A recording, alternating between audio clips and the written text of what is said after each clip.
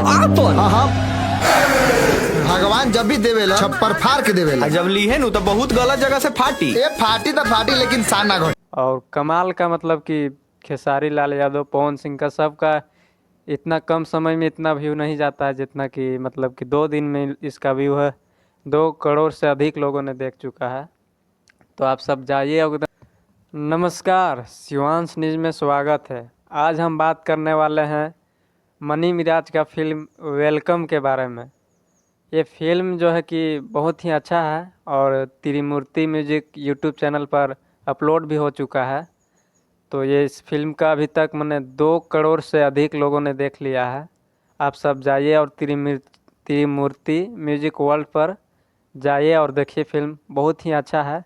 इतना कम समय में 2 करोड़ से अधिक लोगों ने देखा है तो यार कमाल की बात है।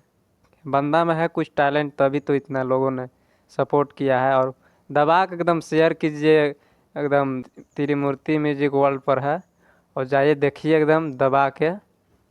और इसका लेखक और निर्माता संतोष मिश्रा हैं।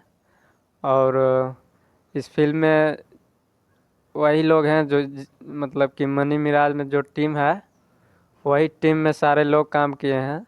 1-2 गो मतलब कि बाहरी इंडस्ट्री से हैं, बाहरी का नहीं है, हमारे भोजपुरी से ही। लेकिन जैसे में बेबी काजल हो गया, ये सब जो है, ठीक है ना। तो जाइए एकदम और